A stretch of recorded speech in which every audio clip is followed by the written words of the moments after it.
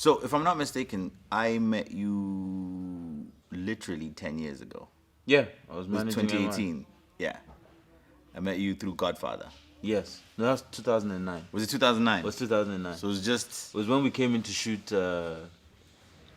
We came in to shoot teaser. Ah, yes, yes, MI yes, General yes, Pipe. yes, Yeah, yes. we came in to shoot teaser. Was it the version that came out or the other version? There was It never came out. There was multiple versions. It never came out. That's something we should like. I think people should get a little glimpse of that. Well, we got the video. Yeah, and I thought it was a good video. we got the video, and we had Because a it few never came questions. out. We had a few questions, Yeah. and I think those questions were never answered. It's the one that was shot like in a pizza parlor or something like that. There was Was a it a pizza scene. I know we went to some spot where they had it's like a container, like a warehouse. Yeah. Right, and it was really cold, so people's nipples. It wasn't gonna pass the censorship board. It wouldn't. I wasn't sure it would have. Free the nipple. Hashtag free the nipple. Hashtag free the nipple. It was weird.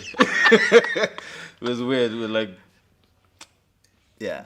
there's anything we can do about this? Cool. But yeah. Dude, in that 10 years, I've seen you go from not only managing lots of different high-profile artists, YJ, Wiz, Ice Prince, the list goes on. Yeah. I think your mark on the industry, as far as and I would say the African entertainment industry, because these are all African superstars. Yeah. Not as much as they're celebrated and huge in Nigeria. To me, like when I look on the landscape, you're one of those guys that I always felt like one had beautiful work ethic and consistency. Yeah. But I think you're one of the few that actually knew what you were doing, or at least was clear enough at parts that you didn't know to say, I don't know that part, Yeah. but I'm wanting to learn it right now. Yeah, I was about to correct you when you said Yeah, I yeah, knew what yeah. I was doing. Most No. of the time I didn't. Some of the other ones are scary. Yeah, but I mean, I think one of the reasons why it was easy for me was because I was always ready to learn. Yeah. So I would ask questions. Like I'd call you and ask for your advice. At the time, you were managing Proverbs. Yeah. And you had done this for a few years before I got in. I think. So, yeah, you had. So, Yeah. I was always asking people for advice. I was always reaching out and trying to learn how conversations start or how you negotiate. Yeah. But it wasn't as if I didn't really know anything. Yeah. Because I came from a corporate background. But, going into the industry, there were a lot of shocks. Yeah. So I needed absorbers Yes. to deal with that. But I think that helped me a lot. Yeah. Just being able to ask questions. I still have that MI album that you gave me the first time we met. You and MI gave me. It actually is signed by MI as well. I need to bloody frame the thing. I posted it on Instagram one day because I was going through my office and I was like, oh my God. I still have the album, still have the CD, still have everything, but I'm going to frame it. That's what I need to do. You should, because that was an album. That was one album in Nigerian history that had an impact. Yeah. And I don't think people talk about it enough. I remember seeing, I was in Lagos and I came to, there was a show you guys had. I think it was at the mall there. Silverbird. Near Lekki. The mall. It wasn't too far. There was a mall. It wasn't too far from Lekki. I know we did one gig Yeah. at Silverbird. I think it was that mall maybe. Maybe it was a different mall I'm it was in thinking. VI. But anyways, yeah. So I go to this mall and the whole mall was It's just Silverbird. buzzing. I remember Silverbird. And then as soon as MI performed, I'd never seen anything like my life. I think I remember telling my business partner, Makere, like, yo, that whole mall was shaking. Like the building was shaking. It was packed. The energy that MI had at that time, like kids were going bonkers in there. Security couldn't contain them. It didn't matter. That day that was an official MI shutdown. It was. Of Lagos Day. It was. I think after that day, they started having issues with the state because it was a security threat. Yeah. It was also a what's the word when a building is having when you're Yes. scared that Yes. things might go wrong. Yeah. But it was really packed. It was amazing to be there. It was an experience. So anyways, this is your podcast. I don't know Yeah. why I'm asking you all the damn questions. No, I mean, so the basic idea behind this is so in the last 10 years, I've met some very intelligent people, very hardworking people, some very important people. Yeah. In the industry across the continent and across the world. Yeah. And while I celebrate my 10th year Yeah. as a talent manager, one of the things I want to show people is I'm not necessarily I'm a learner. Yeah. And I want to show people how I've been able to learn as much as I've learned. Yes. There's a general assumption that people do things themselves. Yeah. So this is called 10 Years a Learner on the Road. Mm-hmm. And the whole point of it is when I travel and I'm able to talk to people that I respect and appreciate, and people that have taught me stuff, I want to be able to record those conversations and show people to say, look, here's how I got here. I didn't do it myself. I didn't just show up in the industry and be like, boom, I'm here. Yeah. Worship me. Like this whole Bow thing, down to the king. This whole thing happened because I was humble. Yeah. I was willing to learn. I was willing to take in information. I was willing to be scolded and corrected. And I've gotten here not because I did it myself, but because there was help. Yeah. That's the whole point. So it's basically a regular conversation me and Jobie would have. Which we do. But we have lots of very long conversations. Yeah, we do. We're going to try to keep this because people's data. Yeah. And like on WhatsApp, him and I will go on a topic and then go on. We'll talk for a long time about it. Then we pick it up again later. So it's one of those. Yeah. Yeah. They don't happen often, but when they do happen, they're very. There's always a lot to talk about when they happen. There's too much sauce. But all that being said, one of the things I've always admired about you, because I feel like being a talent manager has damn near killed you. Like you've put your heart and sweat and nearly your life into this thing. Why the hell do you keep doing it, man? You know what? I do know why. Yeah. But I don't know I don't know what the best way is to answer this question. Yeah. Because I started this job because I was bored.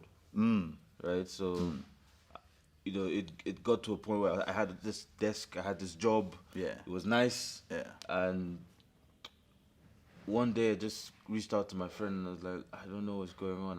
I feel like I could be doing more. Yeah. And she was like, okay, if I hear anything, I'll let you know. Yeah. So this whole thing started from me being bored, but then as I engaged the artists more, I realized that there were so many misconceptions. There were so many wrong impressions about the artists. I mean, they do have their issues, Of course. but there are also certain things people don't see. Yeah. And when I saw these things, I think I got drawn more into wanting to be someone who could help create solutions for them. Yeah. And I've enjoyed doing that. Like I've genuinely enjoyed being able to solve problems, being able to create plans, being able to take someone's career from here to there. Yeah. Sometimes initially the rush of shows and it's exciting, and then at some point you get tired of it. Immigration stress. Yeah. Then you stop traveling with bags. So it over time you begin to learn. It teaches you how to deal with people. Yeah. It teaches you that people are different. Yeah. And that learning that psychology, that process is actually interesting. What are you the most proud of, Stov? And I'll start by answering it. What's weird is the other day I went to Provo bought a new house, so he asked me to come by and check it out. Yeah. So I went there with the kids, and the kids were just like, when they walked in, they're like, "Wow!" And the thing is, of course, he had a theater. He built a theater in it, like it's really like a movie theater in there, right? And the kids just loved it because they could watch their cartoons. Like the whole wall was a TV, And so they're just in there like, he's got the proper cup holders and the popcorn and even the cups. So the kids are just like, oh my God, we're in heaven. My proudest thing was just that the fact that when you realize that your impact, when you've met people and you've worked on their careers, and to know where you met them, and then where you guys have parted and they continued on their path, to see where it led them. Yeah. The pride is just in going, wow, I helped change this guy's life. Yeah. He worked hard, et cetera, not taking anything away from him. But that impact that you can have on somebody's life at that level is really flipping cool, man. Yeah, it is. It is. To me, it's just like, oh my God. And when he's like, yeah, man. And when he's got like 5 living rooms, you're like, damn, son, which one do you sit in? That's too much money. Yeah, That's yeah, too yeah. much money. No, but Five- that's so five living cool. rooms. No, because Yeah, but I when get you what know, you mean, though. when you met the guy when he Yeah. was like at a certain type place in life, Yeah. and when they weren't feeling good or confident about their brand or Yeah. they felt stuck, to know that we helped unstick that and look at where the potential of Yeah. so that's but, what I gets mean, me really excited. I get proud. I'm proud of the fact that, I remember conversations with MI. Yeah, Before I quit my job, I remember I can't remember every single thing he said to me. yeah, But I remember when he said, yeah, dude, I was asking him for money. I was like, can you pay me this whole thing? We were having a conversation, and he just said to me, look, I'm 27. yeah, I can't get a job in a bank right now. Mm-hmm. I'm not doing great right now.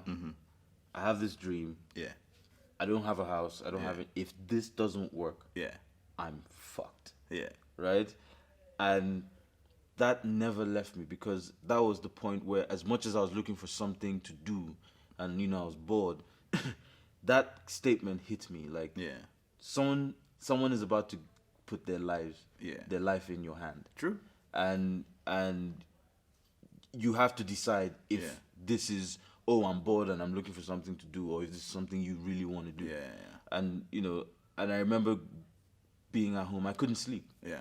I typed a letter to him to say, I'm really sorry, I don't think I'll be able to do this. Like, Yeah. it was a long text I was going to send. Yeah. And then I erased it and then typed a resignation letter. Yeah. And then I erased it, and I kept doing that Yeah. the whole night. And I was just thinking, like, do I really want to do this? And if I do, how do I explain this to my girlfriend at the time? That, I have a 9 to 5, you know where to find me. Yeah. Monday to Friday, Yeah. Saturday, Sundays, you know where to find. And all of Yeah. a sudden, I'm about to go into this life where money is not stable. Income's not There's guaranteed. nothing guaranteed. And so it was a difficult situation, but that what he said kept ringing in my head. So I remember that conversation. Yeah. And then 2 weeks ago, M came to my house. 2 or 3 weeks ago, he came to my house and we were arguing over some stuff. Don't want to say it. Yeah. We were arguing over some stuff, but it was really like, It's a friendly it argument. wasn't fair. It wasn't. We're not fighting. Yeah. It was me, AQ, Luce, Kanon, Yeah. and Emma, and we're talking and discussing stuff for like 5 hours. Yeah. And it's just interesting to see where he is now. Yeah. He just bought a G-Wagon. Yeah. In white. But he has lots of toys. Yeah, so We've he's seen his collection. so to see the point where he's gotten to, where he's now Yeah. running the business. Yeah. He's having conversations with governments. Yeah. With No, government loves him. So Yeah. it's I'm proud of it. Yeah. I'm proud of that. It's also sometimes even simple things. There's one of our editors, Kay. I butchered his name, so you can say it to me. It's Coyote. Coyote. Yeah, it's Coyote. I always call him Coyote, but it's Coyote. Anyway, so Coyote comes by one day, and he says to me, "Boss, I need to speak to you outside." So I'm like, "Okay," and I walk outside. I think we're about to have a serious chat, I'm like, what happened? Then he walks me across the parking lot, and there's a car there, a brand new car, and he goes, "Look, boss." He's like, "Thank you." I'm like, "What?" And he's like, "I bought the car." Wow. And so I was like, "Oh, okay." Like, he's such a weird intro of a conversation guy. Like, dog, I thought we were gonna have a serious chat. Yeah. You bought a car. Oh, damn, that's dope, man. I'm like high-fiving him, Yeah. like, "Yo, this is fresh." Opening it, go inside, smells new. I'm like, "This is great, man. Yeah. This is you." He's like, "Yeah." Because he'd been taking a taxi for the longest to come to the office. You know? And the office is pretty It's far. Yeah. It's But far. you know what's funny? For my house, it's about 15 minutes, and then for my partner, my carrier, it's literally 10 minutes. So unfortunately, for the rest of the world, we don't care about you guys' convenience. It's perfect for us. My house is just over the hills. I'm good. Well, fair enough. I don't have to do this every day. Yeah. Good luck. Nah, even camera guy lives close. The only guy who lives the longest is KOD. Oh, he needed the car. Yeah, he needed the car, but everybody else is pretty close. But I think mainly I'm looking at where I am now, and I just consider myself lucky. Yeah. Everything could have gone left. True. A long time ago. But what I'm most proud of right now is the fact that I'm able to to share. Yeah. You know what I mean? Like sometimes I see what, like I don't like to brag about anything I do, but if I really want to brag, I'd rather be looking at lives that I've been able to help. Yeah. And people I've been able to open doors for, to say this is how you do this. Yeah. And that's the whole concept of 10 years a learner. Yeah. It's really about. So I'll give you where I came to the realization that I needed to do this was, I think 7-8 years into my my work as a a talent manager. I think I had a conversation with my lawyers. Yeah. Right. So I'm trying to be like, oh, this is what I want to do. There's some international businesses coming in. This, I was really hyped and ready to go. Yeah. And then they were like, all right, let's look at all the documents. And they're like, yeah, you need to shut this down. They're like, you need to shut this down. So having those conversations, I found out I had built a career over 7-8 years, but I hadn't built a business. Is it? And that realization got me thinking, what else have I missed? Over the last 8 years. Yeah. So that's when I started learning. And as I learned, I felt the only way I could truly keep this information would be to share it. Yeah. And it's been an experience. What's interesting is on the flip side of that, I find that sometimes, whether it's talent managing or handling crews, like me on the film producing side, you tend to find that you've taken so much care of everybody around you that sometimes you wake up and you wonder, what did I do for me? Because part of it requires a lot of selflessness in order to pull off projects, You're really coordinating, you're pulling people together, you're getting resources together. And sometimes you can wake up and just feel a bit burnt out and wonder, what's your mark? And it's a lot of times. Yeah. So where have you found that balance? Because I have moments where I do question. Like even right now, I'll tell you, sometimes I'm questioning, like, is this it? Like, what's my next challenge? You know, because you feel like you hit a plateau until you set a new huge challenge to then say, okay, for 2019, what are we doing? Because 2018, I'm cool. I think we've done what we needed to do for 2018. Happy to go into Christmas and say, well done. It's okay. Won some, lost some, doesn't matter. But for 2019, I feel like there needs to be a bigger challenge. And that's kind of what I'm redefining right now. To say, okay, what's my 2019 goal? What's your 2019 goal? 10 years a learner. Yeah. That's all I'm doing in 2019. Yeah. But also how I've been able to deal with, something interesting. When I stopped working with Wiz, when Wiz and I stopped working together, that was what changed everything for me. Yeah. Because I then realized that, not that I didn't know before, but it became clearer. Yeah. People don't want to talk to me. Yeah. You know what I mean? People only talk to me because of my artist. Yep. And if they had a choice, they would wouldn't talk avoid to you. me. You know what I mean? So And that must be strange, eh? Yeah. To realize that no, the only reason you talked to me was because there was a transaction So involved. I thought, you know what? Because when we stopped working together, people stopped taking my calls. Yeah. Those things started happening, and I was like, you know what? I'm going to fix this. And so what I did was I started building relationships with brands, and I started creating solutions for some of them. And that helped me, because when I started signing artists again, it was easy to go back and have these conversations with these brands, because now they were not talking to me because of the artist. As a matter of fact, some of them were booking the artist because of me. Right? And so it's that realization of, okay, I need to fix this, I need to change this, helped me. But more importantly, understanding that when you manage one artist, you're actually managing two careers, theirs and yours. Yeah. And for your mental health and your physical health, you need to actually manage yourself as well. Yeah. And too many people get caught up in, I'm doing this all the time for the artist, but if you break down, the artist's career suffers, and if it suffers, they have to find someone else. So when people say, if you die, everybody's going to move on, sometimes it's not because they don't want to. It's not because they want to move, because they have to. Yeah. You know what I mean? So understanding that, you have to start taking care of yourself. Very true. And so, I haven't particularly taken that advice until recently. Yeah. And it's been hard. But for my 2019, it's 10 years a learner. I'm doing tours across Africa. I'm doing a podcast, which I'm shooting one soon with MI. Yeah. And I'm launching a book at the end of next year.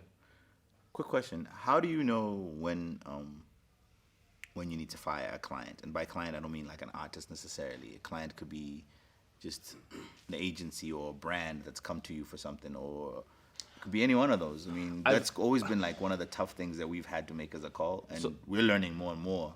Sometimes you just gotta fire them. So, well, what I do, I don't necessarily fire them. What I've realized is it's really about interests. Yeah. Right? So it's for interest to align. So our interests may not align on this job or now or for the last 3 jobs, but it might align tomorrow. And bear in mind, for every company, it's really the people there.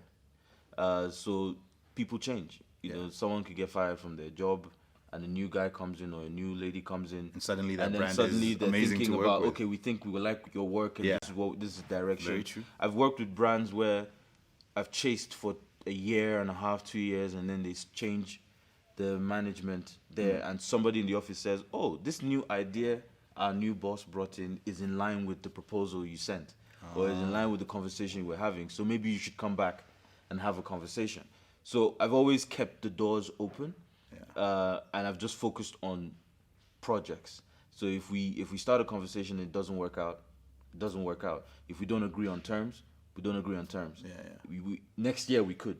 Okay. The year after we could, but you must respect what I'm bringing to the table as much as I respect what you're bringing to the table, and it's okay if we don't work right now.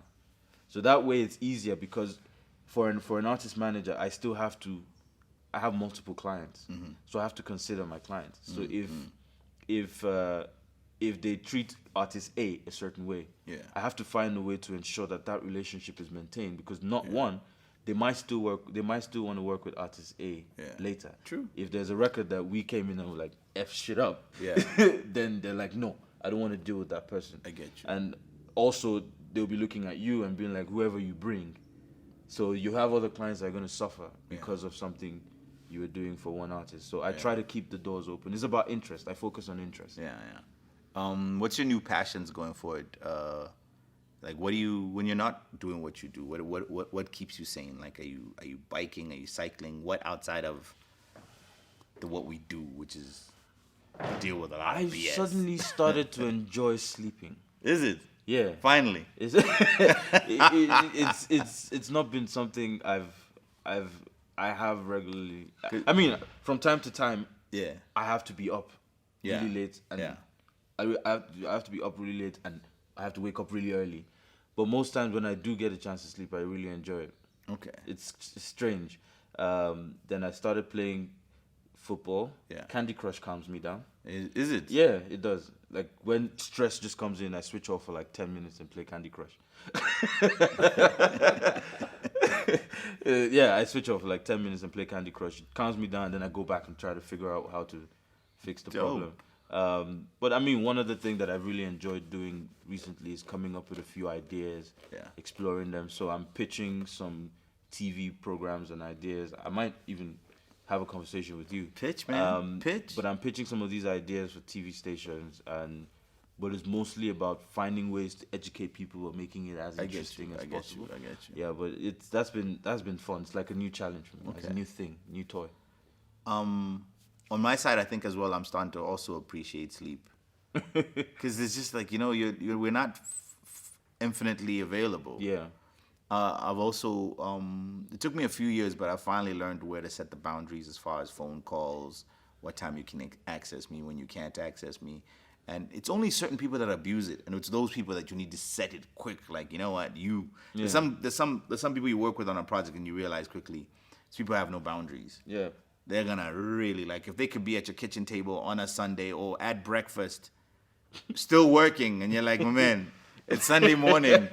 Can I just watch some cartoons? Can I relax? Can I go to church? Can I come back? Can I just unplug for a second, man? I need to learn that. But you see, mine is, I have what, 8, 9 clients? Yeah. And so some days I'm in church. But some days I'm just tired and trying to sleep. Yeah. And then a call comes in and they're like, hi, would like to discuss. I'm like, no. They're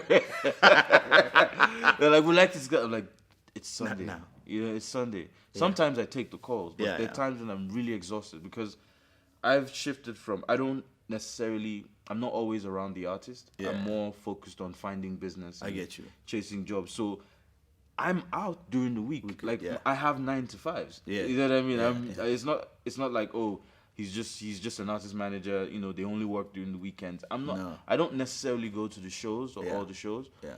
But I'm at the offices. Yeah. Monday to Friday. I'm Yeah, chasing yeah, people. I'm sending yeah. emails. I'm doing all of this. So the weekends are important to me. Yeah. And people assume that, you know, they're in the entertainment industry, they should be awake, they should be doing this. And I've had someone actually say to me, I called you 2 times and I looked at the time they called, it was like 1 a.m. Yeah. And I was like, you called me 2 times, I don't know, at 1 a.m. Yeah, You know, yeah. you say, but aren't you guys always awake? No, man. No, don't you sleep? Like, Yeah, no, I yeah. don't sleep. I was like, okay, good for you, but Yeah, I need yeah, to sleep. yeah, yeah. So sometimes it's hard to set those boundaries, but I think the only way around it is just put your phone away. Yeah, I call people out that tell me they don't sleep. I'm like, nah, you gotta sleep at some point. It's impossible. It's not even good for your health. Yeah, it's just impossible. You need to just pause. But you see, that's the thing. In terms of mental health, Yeah.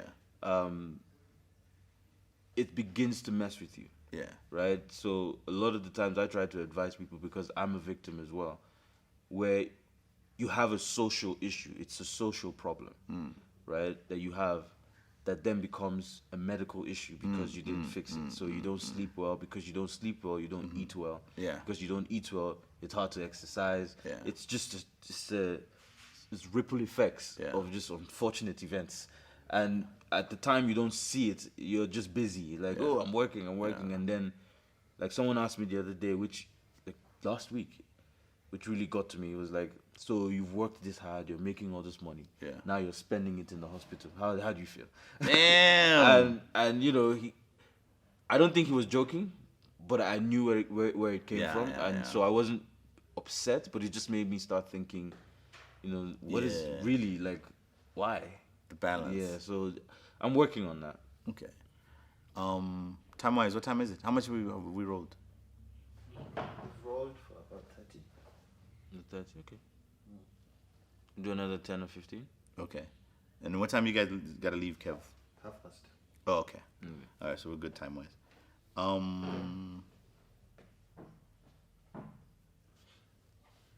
What's your book about? So the book, Yeah. it's really about the last 10 years of my life in the Yeah, industry. yeah. So You're immersed in this 10 years of learner. I am. I can see now. Yeah, I am. It's because it's my life. Yes. You know, like, I have people talking about the business, and sometimes you look at the jobs they've done, and you're like, but you just started. You know, maybe, like, do the work first, right? And build the relationships. Just do the work first. People will see you and believe you. There's so much smoke screen you can put out there. Yeah. At some point, people are going to start asking questions. Going to start asking you to show your work. So 10 years a learner is really, so the chapters are either things people have said to me, or things that I have said to myself in the last 10 years, and which are they were defining moments in my career. So, for instance, chapter 1 is called, so the podcast, right? There are going to be 10 chapters of the book, and there are going to be 10 chapters of the podcast.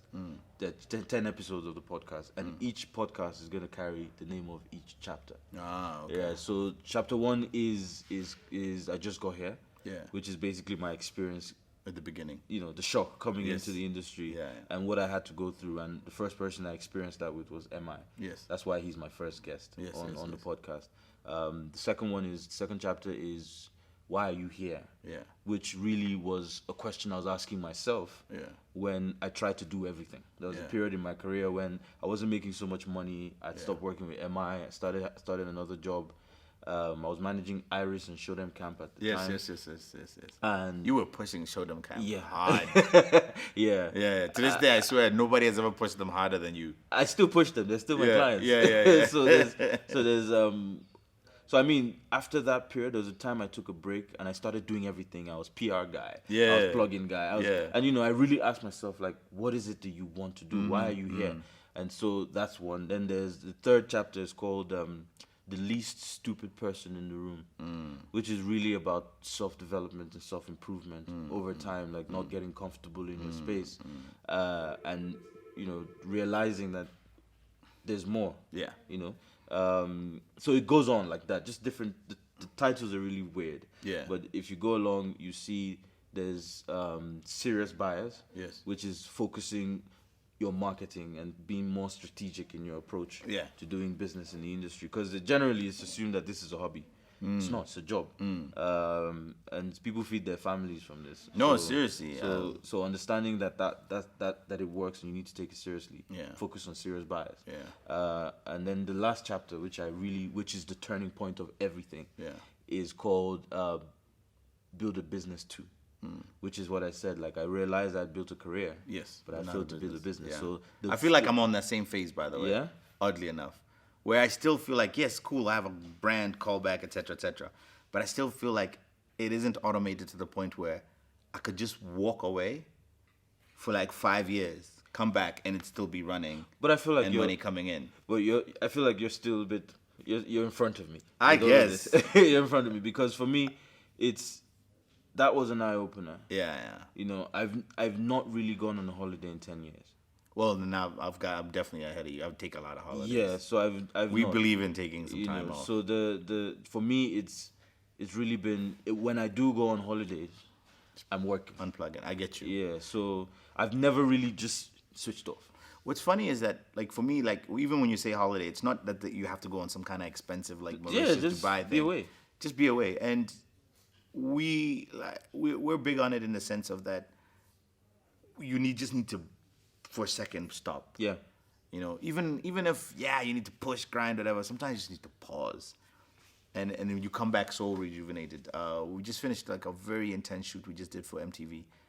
And right now is the time where I feel like, I need to take a break. But the only reason I won't take it is, well, towards the end of October, I only have November, and then it's December. Yeah. So in my head, I'm like, well, let's just push for the next 6 weeks. Yeah. Then Shut then down. I'll shut down.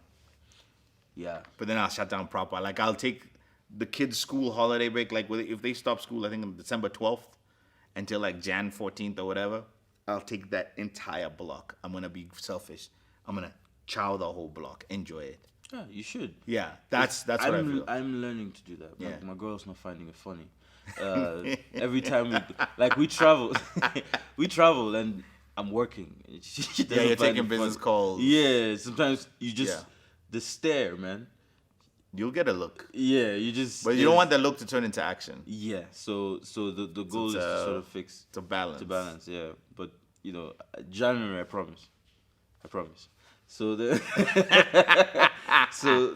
It's on tape. I promise, January. Yeah. So the for me, moving forward, right? Because I think one of the most important things that people forget is that Africa is always treated like a charity case. Yeah. Right? Even if most of the resources used in the developed world comes from here. Some of the brightest minds are from here. Yeah. But we're always treated like charity cases. And I keep trying to find, I'll give you an example. So people keep saying things like, we want like what the British took. We want the sculptures back. Yeah, But then yeah. our museums have holes in them. Yeah, yeah. You know, and it's Here in South Africa, they want the land back. yeah. Well, I think that we just need to. I think we need to support black businesses more. Absolutely. We need to find what's more important to us as a people and support that. Yeah. Because that's the only way we grow. We talk about other cultures and say, oh, these people are refusing to let us in. Yeah. You shouldn't let people in, yeah. if they're gonna wreck your house. Yes, you know yes. what I mean. If you worry, but that's the reason why we lock our doors. Yeah. You know what I mean. We don't want intruders in. It's a natural reaction. Yeah. But I feel Competition like, does that. Yeah, but I feel like we're so focused on that we've forgotten to stay at home. Yeah. And clean our houses. Yeah, And I think yeah. so many times, like we allow. I mean, we've seen this. They'll come in, put some money down, take everything, and go. Yeah. And they just suck it out. So for a short period, we're like, oh, we got this money, we're chilling. Yeah. And then, you know, that whole concept of divide and conquer. Yes. The whole purpose of me going around trying to talk to people, 10 years a learner, music business series, all of it is because I'm trying to say, guys, if we actually sit down and think, None of these people know what's going on here. Right? We're the ones who can tell them this is how it works. Yeah. This is how it works. Yeah. But that's only if we start building it. Very because they're coming in to try figure out how it works. Yeah. And they need people who can do that. So we can then create symbiotic relationships. Yeah. And we can say this is mutually beneficial. Yeah. You come in because you want what we have. We'll find what we can take from you. And we all prosper. I think the one thing we just need to work on, especially as African creatives, I think we sometimes forget that what we do have are actual businesses. Yeah. And so some of the putting more attention to detail to the supporting the infrastructure and in the greater community of the creative. Yeah. So meaning we don't even form unions amongst ourselves as musicians or artist managers. Like there isn't like an African talent manager union. Yeah. You know, where we're supporting each other. Yeah. Like yes, we're doing the same thing. So sometimes I feel like we're lots of I guess ships out in the ocean. Yeah. We're all busy. But collectively, if we found a way to just come together, we probably could grow at such a bigger scale because we could address some issues that we both have universally and I have no idea. You know, like things like healthcare for musicians, you know, medical plans. There's just so many things. Like, how do we create better opportunities for our staff? Better training, you know, it's a thing we talked about. It's so hard to find people that can work with us because you really have to train them from scratch. Yeah, I agree. And then because some of us haven't built the systems, so like myself included, if you come and work with me right now, I literally would have to stop and probably have to create some kind of training program. I don't have one. You kind of gotta learn as we're going, but I'm not sure if that's the best way for you to learn because I don't even know how you learn. Yeah, So it's things like that where I'm aware of it. I'm going, man, I need a system in place. I agree. And I think more than anything else, it's just if we could come together and create better opportunities from a touring perspective, from a filmmaking perspective, from just saying, okay, Nigerian filmmakers, South African filmmakers, East African filmmakers, whatever, how do we start co-producing together to get to a finished, bigger goal? Yeah. Because the other systems do it. Hollywood does it all the time. I mean, that's why you see so many titles in a film. Yeah. It's different companies coming together. This productions and this films and that and whatever. And then under Universal, Warner Brothers, they all came collectively to achieve this goal.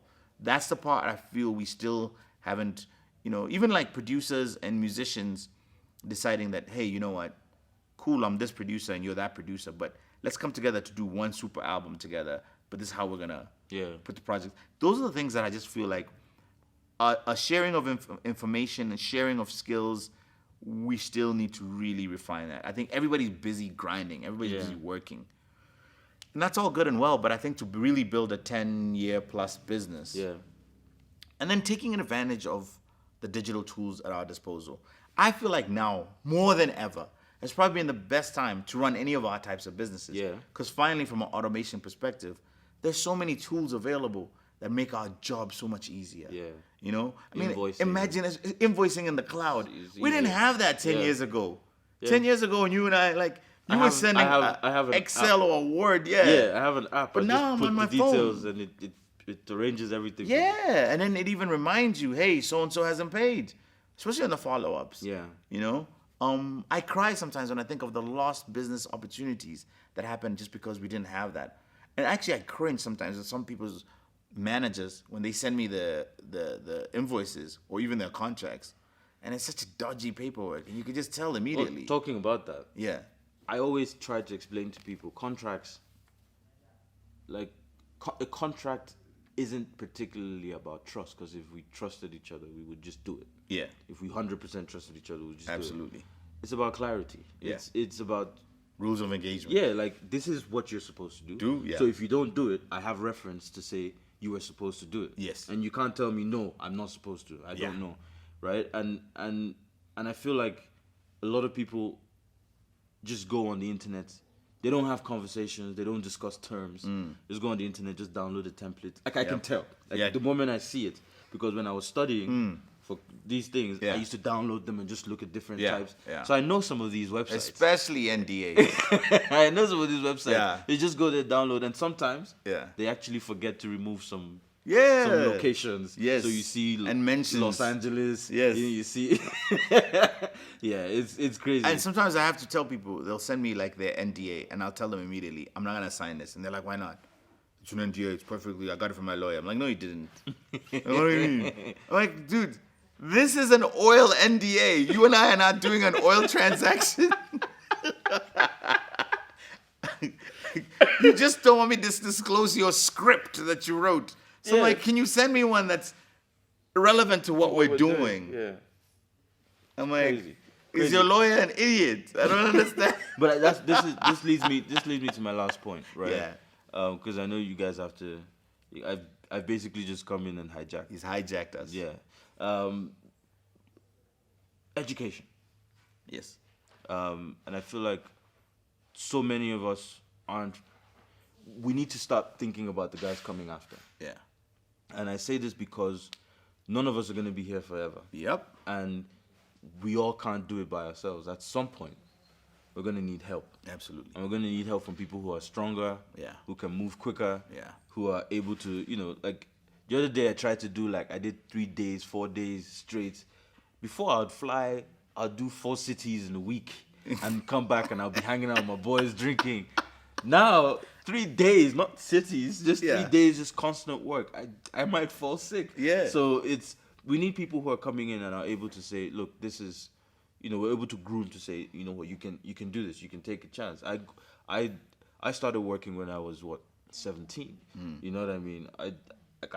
I made money early, but I lost money early as well because there was nobody training me and teaching me what to do with it. Absolutely. I also made so many mistakes in my business because I never really had anyone to say, this is what you should do now. Yeah. And I think we need to start focusing on, in any part of the industry, educating people, because we have people who do this because they think it's fun. Yeah. I have managers who think that the role, like, they keep watching Entourage and missing the point. Yeah. right? They think the whole point is they to keep- hang out with the so artists. they tell me, like, one person said to me, oh, but E was partying with Vince. They went out together, they were chasing girls together, and I said, you're watching the wrong thing.